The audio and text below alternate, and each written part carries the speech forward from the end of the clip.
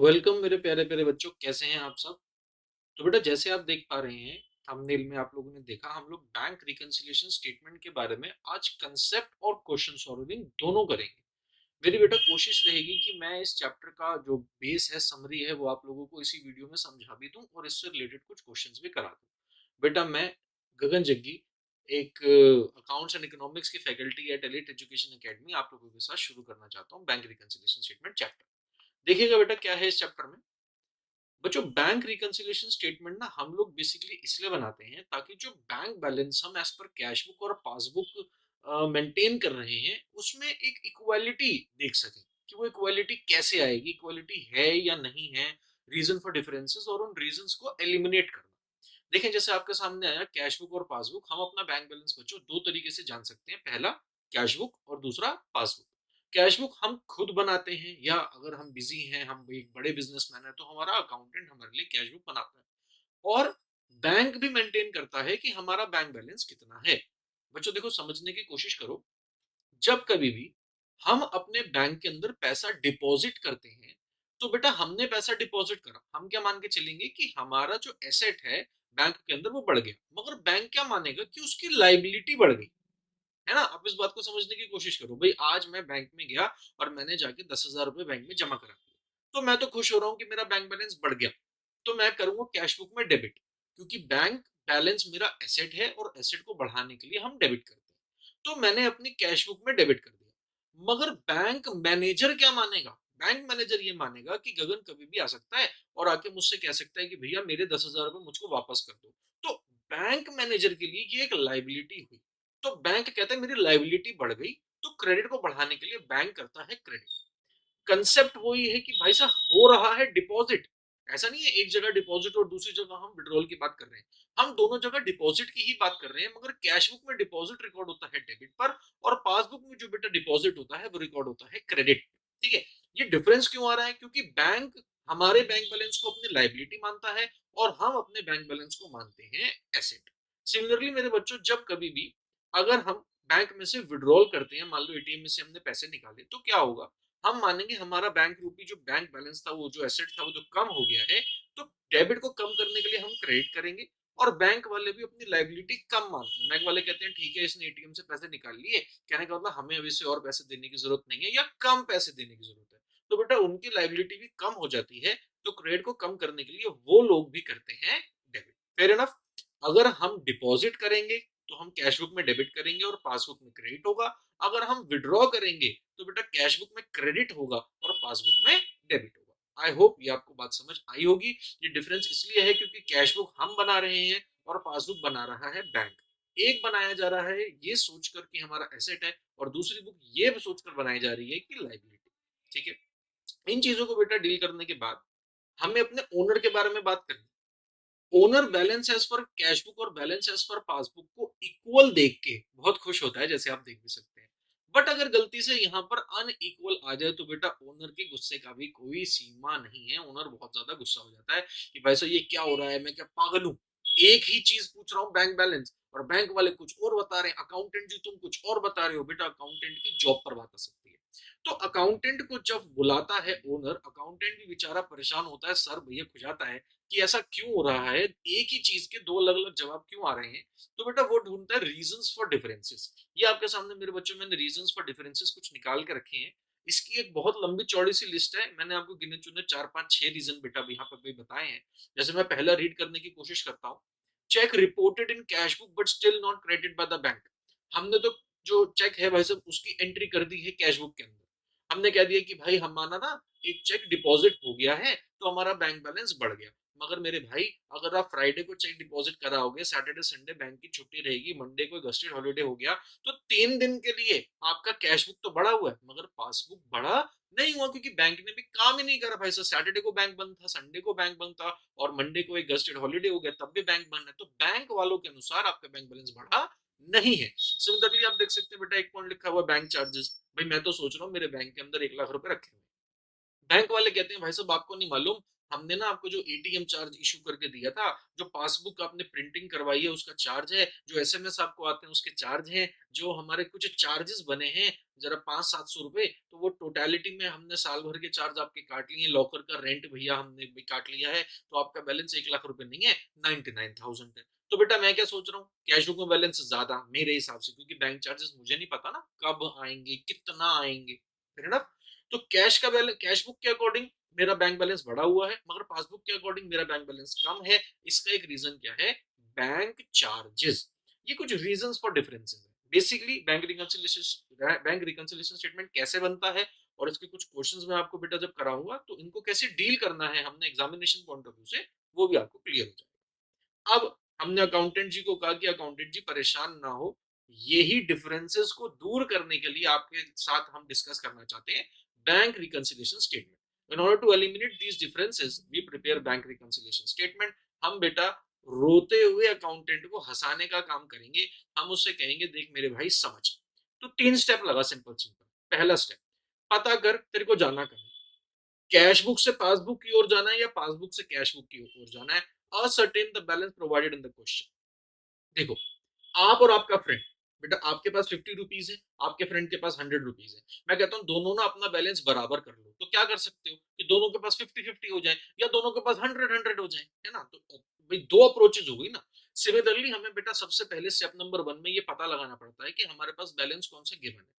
अगर cash book का balance given है तो हमें कैश बुक के बैलेंस में प्लस माइनस करके उसे पासबुक के बराबर लाना होगा, और अगर पासबुक का बैलेंस गिवन है तो उसमें प्लस माइनस करके हम उसे कैश बुक के बराबर लाएंगे। स्टेप नंबर 1 तो ये पता लगाओ कि अप्रोच कौन सी फॉलो करनी है, कैश बुक में चेंज करके पासबुक की ओर आना है या पासबुक में चेंज करके कैश बुक की ओर आना है। ये था स्टेप नंबर 1। स्टेप नंबर 2 में बेटा हम पता लगाते हैं, check the originating source of the deviating event, कि जिस भी रीजन की वजह से डिफरेंस आ रहा है, बैंक चार्जेस हैं, cheques issued not presented for payment है, cheques deposited not credited by the bank है, कुछ भी रीजन है, इस रीजन का ओरिजिनेटिंग सोर्स मालूम करो कि इसकी ट्रांजैक्शन कहां पर हो गई है और कहां पर होनी बाकी है।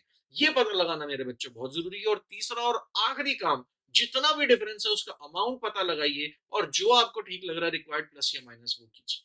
Step number 3, calculate the amount of difference and make the required adjustment. आपको पता पड़ गया स्टेप नंबर 2 में कि भैया बैंक चार्जेस पासबुक में डील हो गए हैं मगर कैश बुक में डील नहीं हुए। अब अगर आपको कैश बुक का बैलेंस गिवन है तो उसमें भी डील कर दो, और अगर पासबुक का बैलेंस गिवन है तो उसमें रिवर्स कर दो।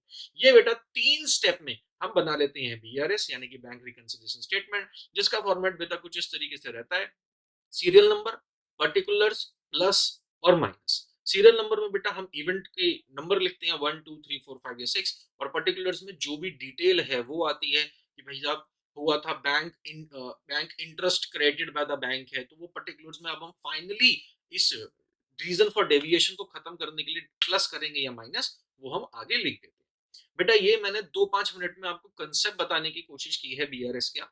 अभी मैं आपको क्वेश्चन सॉल्विंग पे भी लेके चलता हूँ। मेरे साथ इस वीडियो में बने रहेंगे ताकि आपका कंसेप्ट और ज्यादा पॉलिश हो जाए, ठीक है। देखिए बेटा, ये रहा बेटा हमारे पास पहला क्वेश्चन। पहला क्वेश्चन बेटा हमारे से क्या कहता है, from the following information prepare bank reconciliation statement. बेटा इस लाइन से हमें मालूम पड़ता है कि ये क्वेश्चन बीआरएस का है। क्वेश्चन कहता है, एज ऑन 31 मार्च 2016 सिचुएशन कुछ इस तरीके से थी।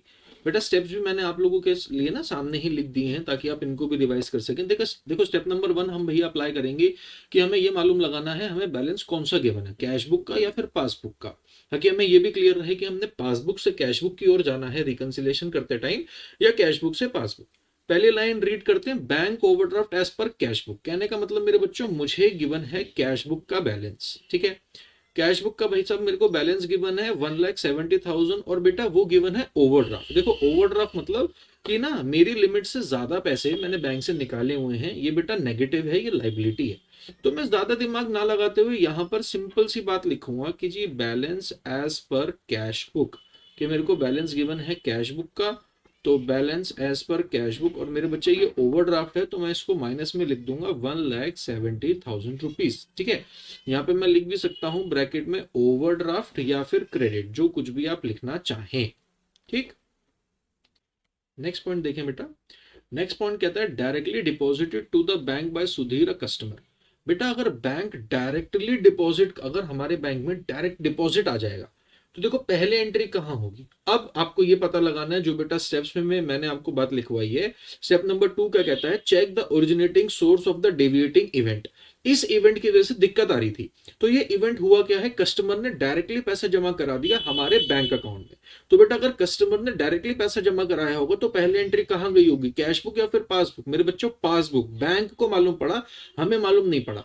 तो बेटा पासबुक बढ़ गई है ना, पासबुक बढ़ गई है, कैशबुक बढ़ी नहीं है। तो बेटा कैशबुक को भी बढ़ा दो और इस दिक्कत को दूर करो। ठीक है, उम्मीद है आपको भी समझ आया कि अगर कोई एंट्री पासबुक में रिकॉर्ड हो गई है, पासबुक उसकी वजह से बढ़ चुका है, तो बेटा अब हम कैशबुक को भी बढ़ा देंगे। मैं यहां पे साफ साफ भैया लिख देता हूं कि direct deposit by customer, direct deposit by customer, कि कस्टमर ने भाई साहब डायरेक्टली डिपॉजिट कर दिया था, जो बात कैशबुक में रिकॉर्ड नहीं हुई है, तो लो भैया अब हमने रिकॉर्ड कर दी। कैशबुक इसकी वजह से बढ़ा नहीं था, अब बढ़ा दिया हमने, ताकि जो डिफरेंस आ रहा था वो खत्म हो जाए। नेक्स्ट बेटा एंट्री हम पढ़ते हैं, cheques issued but not presented for payment. Cheque हमने इशू कर दिए, बेटा देखो ना क्या लिखा है, आपको यहां पर तसल्ली से पढ़ना है, चेक्स इशूड हमने इशू कर दिए but not presented for payment. बेटा इशू किसने करे, हमने या बैंक ने, फटाफट फटाफट जवाब दो, कमेंट में लिखो चेक किसने इशू करे, हमने या बैंक ने। बेटा हमने चेक इशू करे ना, हम किसी को चेकबुक में से चेक काट के देते हैं कि ठीक है जी ये एलआईसी का प्रीमियम हो गया, ठीक है भैया ये बिजली का बिल हो गया, ठीक है मैंने ये मनोज के पैसे देने थे, तो बेटा हमने 83,000 रुपीज के चेक काट के दे दिए हैं, तो हम क्या मान के चलेंगे, हमारे बैंक में वो पैसा नहीं है ना, वो पैसा हमारे पास से जा चुका है। तो बेटा जा चुका है नहीं है, हम रिकॉर्ड कर रहे हैं। इन शब्दों से आपको क्या मालूम पड़ रहा है कि ये ट्रांजैक्शन पहले रिकॉर्ड हुई होगी कैशबुक में और वहां पर हो गया है माइनस, वहां पे क्या हो गया है minus. But not presented for payment, वो चेक बेटा अभी तक मैंने जिसको भी दिया था उसने बैंक में डिपॉजिट अपने नहीं करा, मतलब मेरे बैंक में से अभी तक माइनस नहीं हुआ। तो बेटा कैशबुक का बैलेंस जो है वो कम हो चुका है और मेरे को कैशबुक को ही ठीक करना है। देखो क्योंकि ऊपर मेरे को कैशबुक का बेटा यहां बैलेंस भाई गिवन है ना, तो कैशबुक में से अगर कम हो चुका है और पासबुक में कम नहीं हुआ, कहने का मतलब पासबुक बढ़ी हुई है, तो बेटा मैं कैशबुक को भी बढ़ा दूंगा ताकि ये दिक्कत दूर हो जाए।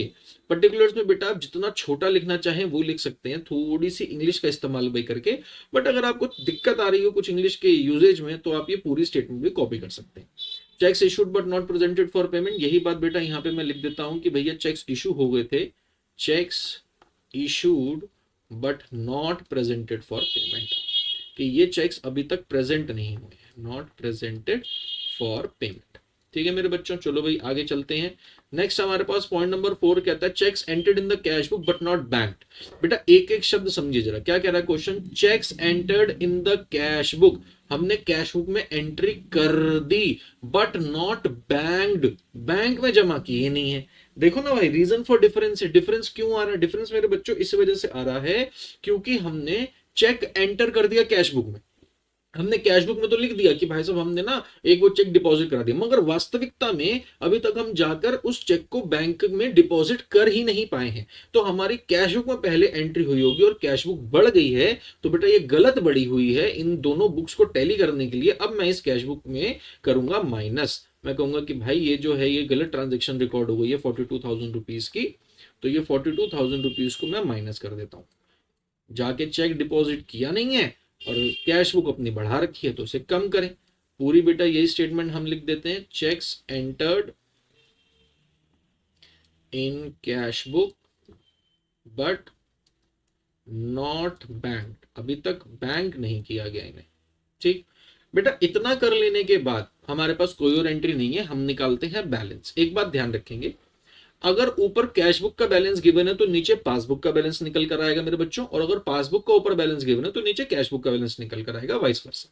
समझेंगे बेटा इस लॉजिक को कि भाई कैशबुक का ये बैलेंस था 1,70,000 नेगेटिव, इसमें ये चेंजेस हुए हैं 12,000, 83,000, 42,000, कुछ हमने प्लस करी एंट्रीज, कुछ हमने माइनस करी एंट्रीज। तो बेटा अब जो बैलेंस निकल कर आएगा हम उसे ऐसे लिखते हैं, बैलेंस एज पर पासबुक। ठीक है जी, बैलेंस एज पर पासबुक। देखते हैं माइनस में ही बेटा हमारे पास बैलेंस बच रहा है, जैसे आप देख सकते हैं कि अगर हम 1,70,000 के अंदर प्लस करेंगे 42,000 और माइनस करेंगे हम 12 और माइनस कर देंगे 83, तो बेटा बैलेंसिंग फिगर हमारे पास आती है 1,17,000, जो कि माइनस में ही है। तो बेटा ये जो बैलेंस है ये भी ओवरड्राफ्ट ही निकल कर आया है। हम लिखेंगे बैलेंस एज पर पासबुक 1,17,000। यहाँ पर फिर से मैं ब्रैकेट में मेंशन कर देता हूं कि ये ओवरड्राफ्ट का बैलेंस है, कहने का मतलब नेगेटिव बैलेंस ही है। ठीक, कुछ इस तरीके से मेरे बच्चों बीआरएस का क्वेश्चन हमें सॉल्व करना होता है एग्जाम में।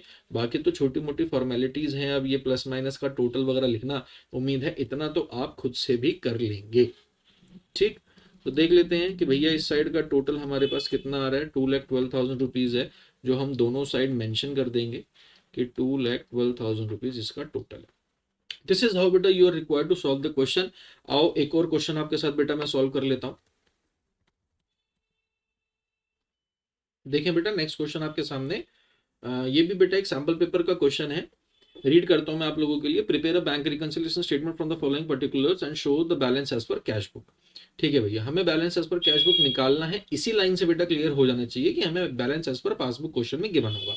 आप देख भी बच सकते हैं कि हमें पहली ही लाइन में क्वेश्चन में मेंशन्ड है बैलेंस एज पर पासबुक हमें गिवन है ओवरड्रॉन 20,000। बेटा ओवरड्रॉन मतलब लिमिट से ज्यादा पैसे निकाल लिए, जो कि नेगेटिव इन नेचर है। तो इस बात को भी हम सबसे पहले भैया लिख लेते हैं कि हमें गिवन है balance as per passbook, balance as per passbook मेरे बच्चों हमें गिवन है। और कितना गिवन है भाई साहब, 20,000 रुपए ओवरड्राउन, कहने का मतलब नेगेटिव के पास। ठीक, ये हमने पहली चीज लिख ली। सेकंड बेटा मैं ट्रांजैक्शन रीड करता हूं, समझिएगा मेरे साथ साथ। Interest on bank overdraft not entered in the cash book ₹2,000। Interest on bank overdraft, बेटा सबसे पहले तो आप ये मान के चलो जरूरी नहीं है कि बैंक से इंटरेस्ट मिलता ही है। बैंक बेटा हमारे से इंटरेस्ट चार्ज भी कर लेता है। बैंक बेटा हमारे से इंटरेस्ट चार्ज कब करता है, जब ओवरड्राफ्ट का इंटरेस्ट हो। ओवरड्राफ्ट कहने का मतलब हमने बैंक में से ज्यादा पैसे निकाल रखे हैं, लिमिट से ज्यादा, तो एक तरीके का हमने लोन लिया हुआ है। तो लोन के ऊपर बैंक ने इस बारी हमारे से इंटरेस्ट ऑन ओवरड्राफ्ट चार्ज किया होगा। कितना है बेटा अमाउंट, अमाउंट है ₹2,000, जो कि साफ साफ लिखा है not entered in the cash book, कहने का मतलब कैश बुक के अंदर ₹2,000 माइनस नहीं हुए, पासबुक में से माइनस हो गए, है ना। आप समझो, पासबुक में से माइनस हो गए हैं बच्चों। और बैलेंस कौन सा गिवन है, देखो भाई क्वेश्चन में पासबुक का भाई बैलेंस गिवन है। बेटा इस कंसेप्ट को मैं अपनी क्लास में कुछ इस तरीके से बताता हूं, with the help of uses of our own hands. Right hand is the cash book and left hand is the passbook. अगर देखिए मैं राइट हैंड लेफ्ट हैंड की बात करूं, ये मेरा राइट हैंड है मेरे बच्चों, इसमें मैं पेन रख लेता हूं, ये मेरा कैश बुक है। अगर मेरे को कैश बुक और पासबुक दोनों को बराबर लाना, बेटा यहाँ पे सही गलत नहीं देखना। मैं क्या देख पा रहा हूं, interest on bank overdraft not entered in the cash book 2,000। Interest on bank overdraft यहां पर पासबुक में पहले एंट्री हुई होगी और ये हो गया होगा कम, हमने माइनस कर दिया होगा, बैंक वालों ने पैसा निकाल लिया होगा हमारे अकाउंट में से। अब हमें पासबुक का ही बैलेंस गिवन है मेरे बच्चों, और इन दोनों को इक्वल लाना, तो हम क्या करेंगे, इस बैलेंस को बढ़ाएंगे ताकि दिक्कत दूर हो जाए। फेयर इनफ, हमें इसी का बैलेंस भाई गिवन है ना, तो हमने इसी में चेंज करना है, हमने इस बारे में नहीं सोचना। यहां पर हम क्या देख पा रहे हैं, दोनों बुक्स का बैलेंस बराबर हमें चाहिए। हम देख पा रहे हैं पासबुक का बैलेंस गिवन है और ₹2,000 इंटरेस्ट के यहां से माइनस हो गए। तो ठीक है भाई साहब, पासबुक के अंदर इस एंट्री को रिवर्स कर दो, जो माइनस हो गया उसे प्लस कर दो, तो दिक्कत दूर हो जाएगी।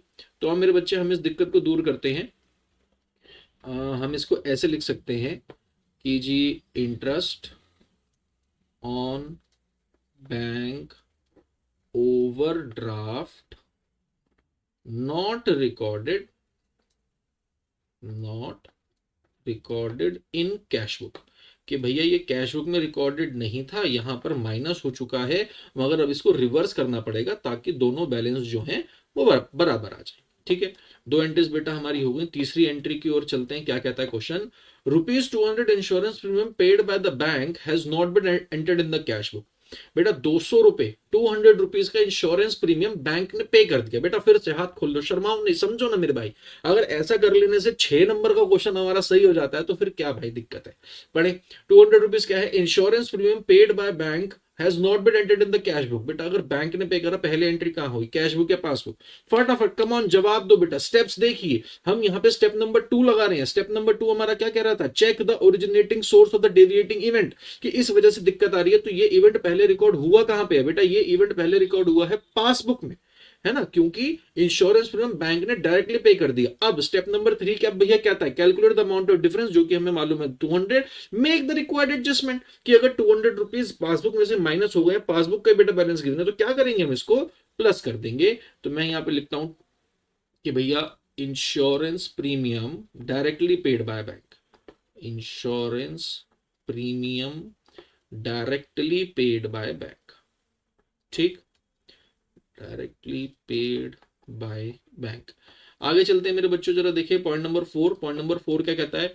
Checks drawn in the last week of December 2014 but not clear till the date for 3000 and 3500। बेटा देखिए, cheques drawn in the last week of December 2014, बेटा मतलब हमने चेक बनाए, मगर वो क्या कह रहा है? But not clear till the date for rupees 3000 and 3500। हमने बेटा चेक बनाए हैं, हमने चेक ड्रॉ करे हैं, हमने चेक इशू करे हैं। देखो जो शब्द वो दे देता है ना, आपको कंफ्यूज करने के लिए देता है, मगर आपने कंफ्यूज होना नहीं है। क्वेश्चन में क्या वर्ड आ गया भाई साहब? क्वेश्चन में वर्ड आ गया चेक्स ड्रॉन। तो भाई ड्रॉ करना मतलब बनाना है ना, ड्रॉन मतलब हमने बनाए, बनाए कहने का मतलब हमने इशू किए। ठीक है, हमने वैसे चेक इशू कर दिए, मगर वो अभी तक क्लियर नहीं हुए। तो बेटा अगर हमने इशू करें, पहली एंट्री कहां होगी? कैश बुक या पासबुक? हमें पता पड़ेगा या बैंक को कि हम चेक इशू कर रहे हैं? बेटा हमें पता पड़ेगा। अगर हमें पता पड़ेगा तो हमने इस बारी कैश बुक में से कर दिया, एक बारी 3000 और एक बारी 3500 माइनस। तो 6500 का जो गैप है बेटा वो दूर करना है। और बैलेंस गिवन है पासबुक का, है ना, बैलेंस गिवन है मेरे बच्चों पासबुक का। तो पासबुक में ऐसा क्या करूं कि ये इसके बराबर आ जाए? आप देख सकते हैं हमें पासबुक को कम करना होगा ताकि ये जो डिफरेंस आ रहा है वो क्लियर हो जाए। हम ऐसे लिखेंगे, cheques issued but not presented for payment, but not presented for payment, कि हमने भाई साहब चेक इशू तो कर दिया था मगर वो पेमेंट के लिए प्रेजेंट नहीं हुआ। तो अब हम उसे माइनस कर देंगे, क्योंकि कैश बुक में माइनस हो चुका है, पासबुक का बैलेंस गिवन है तो उसमें भी माइनस कर दो। Fair enough. नेक्स्ट पॉइंट पे बेटा आप चलते हैं, fifth point. Cheques deposited into the bank on November 2014 but yet to be credited on dated December 31st 2014 ₹6000। बेटा चेक्स डिपॉजिटेड इनटू बैंक, हमने नवंबर के महीने में मतलब पिछले महीने बैंक में कुछ चेक डिपॉजिट किए थे, डिपॉजिटेड इनटू बैंक, कितने के? 6000 रुपीज के। वो पैसे अभी तक हमारे पास आए नहीं हैं। बेटा हमने डिपॉजिट किए थे, लिखा है साफ साफ, हमने मतलब बैंक डिपॉजिट करेगा या ओनर? ओनर डिपॉजिट करेगा। एंट्री पासबुक या कैश बुक? कैश बुक, है ना, पहले एंट्री कैश बुक। हमने 6000 रुपए भाई साहब भाई बढ़ा दिए हैं, मगर पासबुक में बेटा अभी तक वो पैसा आया नहीं है, तो डिफरेंस को दूर करना है, पासबुक में ही चेंज करना है, तो हम पासबुक का बैलेंस बढ़ा देंगे 6000 से। ठीक है बेटा, 6000 रुपीज में यहां लिख देता हूं, और रीजन भी भैया मैं मेंशन कर देता हूं कि चेक डिपॉजिटेड, हमने भाई से डिपॉजिट तो कर दिया, check deposited but not yet credited, not yet credited, अभी तक ये बैलेंस हमारा क्रेडिट नहीं हुआ, कहने का मतलब बैंक में रिफ्लेक्ट नहीं हो रहा। तो अब हम बेटा इसको ठीक कर देते हैं। ठीक है, चलिए नेक्स्ट एंट्री बेटा हम रीड करते हैं। लास्ट एंट्री हमारे पास है, क्या कह रहा है बेटा? क्वेश्चन क्वेश्चन कह रहा है wrongly debited bye the bank 500। बेटा बैंक से भी गलती हो जाती है। देखो बैंक के अंदर काम करने वाले जो एम्प्लॉयज हैं वो बेटा एक ह्यूमन ही तो है। तो ह्यूमन एरर हो गया कि 500 रुपीज हो गया रॉन्गली डेबिट, 500 रुपीज हो गया रॉन्गली डेबिट। बेटा अभी ना मैंने आपको वीडियो की स्टार्ट में ही बात भाई बताई थी कि अगर पासबुक के अंदर डेबिट हो रहा है तो बैलेंस कम हो रहा है। 500 रुपीज हमने गलती से अकाउंट में से काट दिए, तो हमने पासबुक में से कर दिया है माइनस। ये होना नहीं चाहिए था, कैश बुक में ऐसी कोई भी गलती नहीं हुई है। In order to tell you both the balances, passbook का ही बेटा बैलेंस गिवन है पॉइंट नंबर 1 में, तो हम पासबुक के बैलेंस को बढ़ा देंगे 500।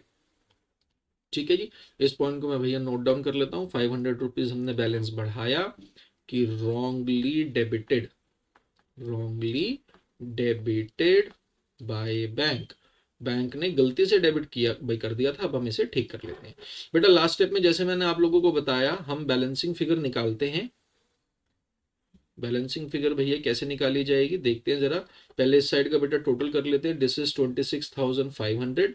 दूसरे साइड का भी बेटा टोटल जो हमारे पास है उसे हमने 26,500 ही लाना है, मगर वो लाने के लिए मुझे माइनस करना पड़ेगा 2,200 और 6,500, तो आंसर आ रहा है 17,800।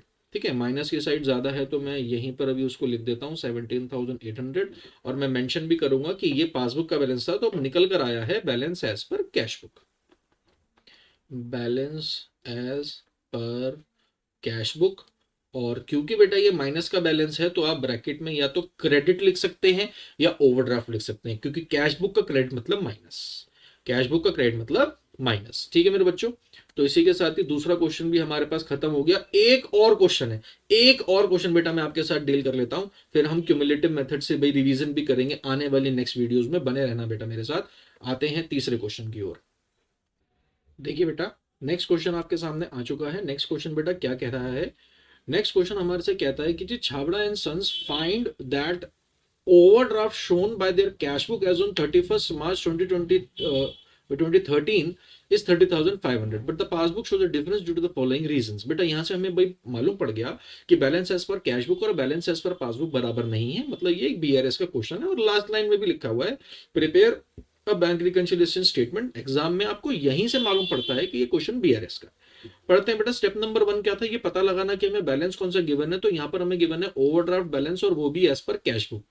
तो बेटा अगर कैश बुक का बैलेंस गिवन है तो हम सारी की सारी चेंज, सारे के सारे चेंजेस कैश बुक में ही करेंगे।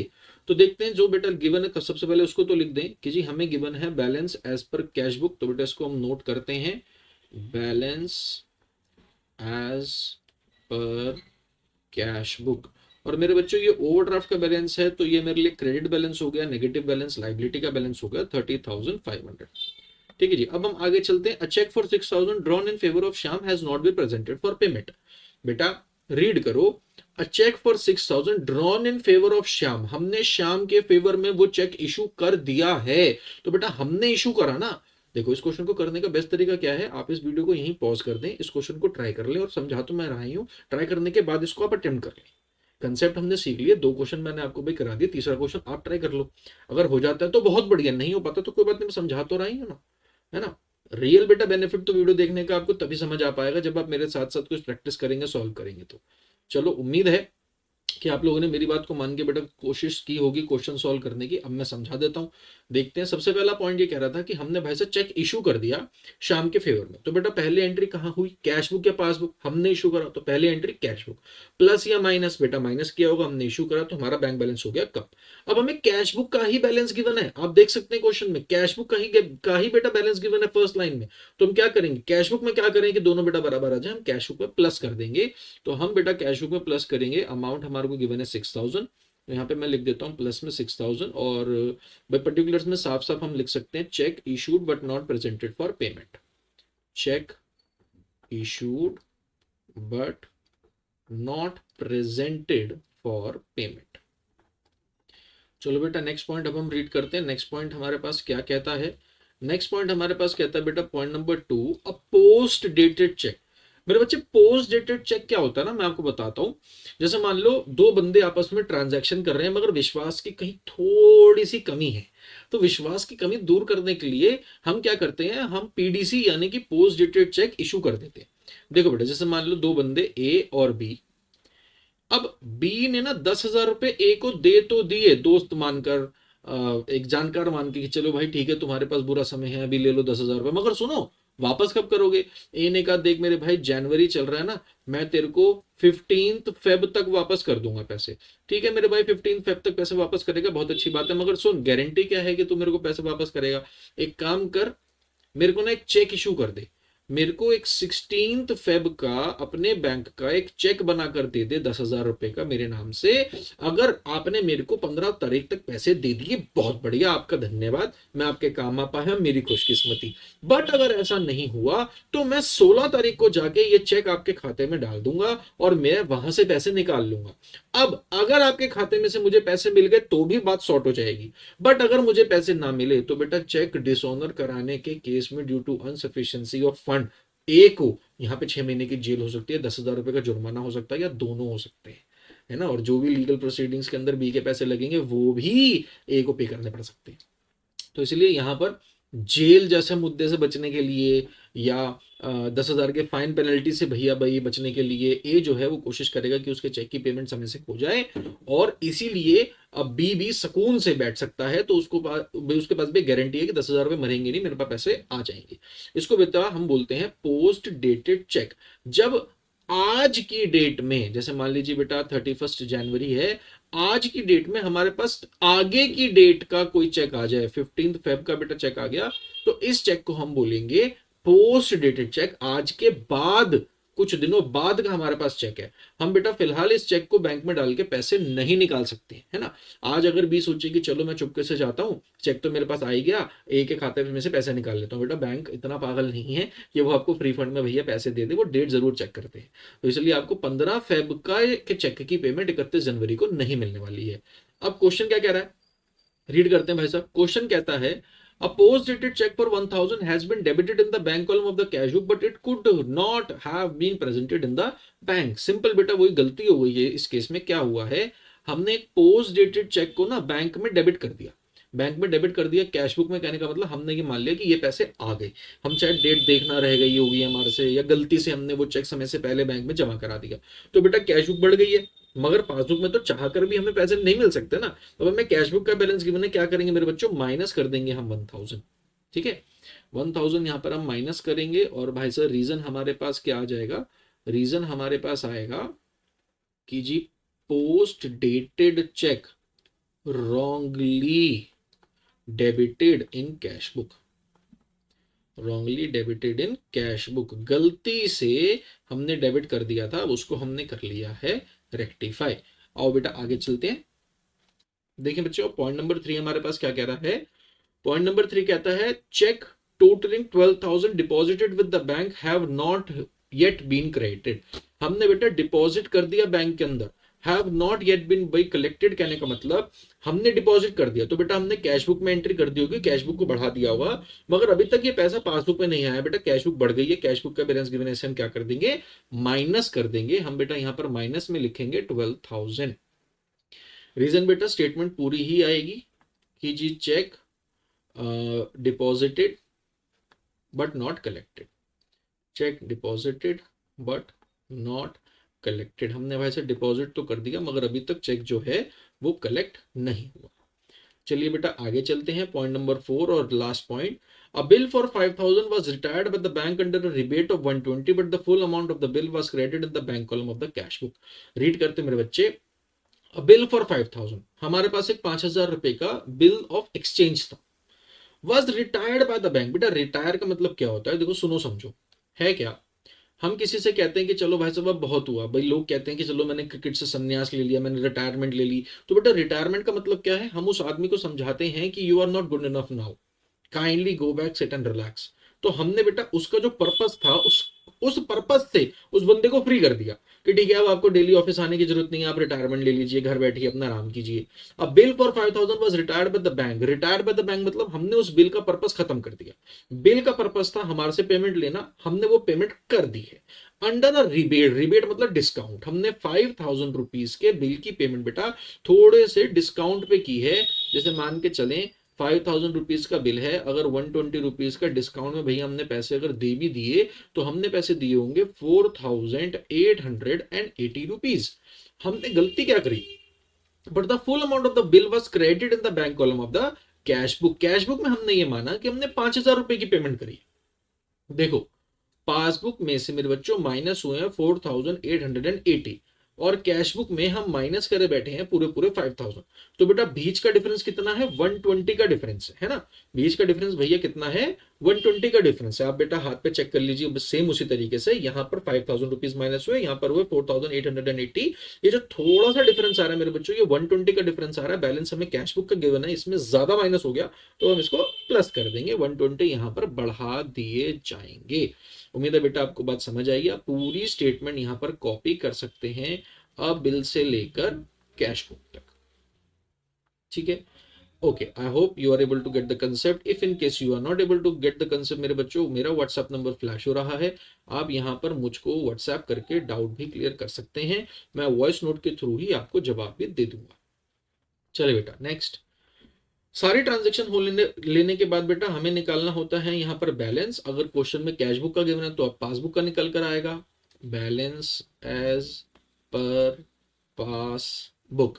देखते हैं बेटा माइनस की साइड अगेन यहाँ पर भैया ज्यादा आई है, माइनस की साइड पर हमारे पास है 30,500 प्लस 13,000 टोटलिटी में, और माइनस करना है 6120, तो बेटा बैलेंस हमारे पास बचा 37,380 जो कि नेगेटिव का है। तो बेटा मैं यहाँ लिख देता हूँ 37,380 और दोनों साइड का भैया जो बैलेंस है वो हमारे पास निकल कर आया है 32,700 है ना। 32,700 निकल कर आया था, आई गेस। एक बार चेक कर लेते हैं, नहीं ये 32,700 नहीं है, कुछ और था। Let me check. 30,500 प्लस 13,000, 43,500 था। तो इसको हम यहाँ पे सही कर लेते हैं। ये हमारे पास बैलेंस यहाँ पर आया 43,500, जिसमें से ये चीजें प्लस होकर ये बैलेंस हमारे पास बचा है, balance as per cash book, और ये माइनस की फिगर है, तो पासबुक का डेबिट हमारे लिए माइनस होता है। ठीक है, ये बेटा हम यहाँ पे जरूर लिखेंगे कि फाइनली बचा क्या है, प्लस या माइनस। इसी के साथ ही मेरे बच्चों इस वीडियो में इतना ही। मैंने आपको बीआरएस का कंसेप्ट भी सिखा दिया है, 3 क्वेश्चन भी भाई कराए हैं। आगे के बेटा जितने भी वीडियोस आएंगी रिवीजन की, उनमें आपको बीआरएस के क्वेश्चन मिलते चले जाएंगे और कुछ चैप्टर और ऐड होते चले जाएंगे। अगर आपको बेटा ये वीडियो अच्छी लगी है तो प्लीज आप इसको अपने फ्रेंड्स के साथ शेयर जरूर करें, और इस वीडियो को आप लूप पे भी भैया देख सकते हैं, 2-4 बार आप इसको दोबारा देखेंगे तो उम्मीद है कि आपको अच्छे तरीके से सारे कंसेप्ट समझ आ जाएंगे। आज के लिए इतना ही मेरे बच्चों, मिलते हैं नेक्स्ट वीडियो में। Till then bye bye, take care, God bless.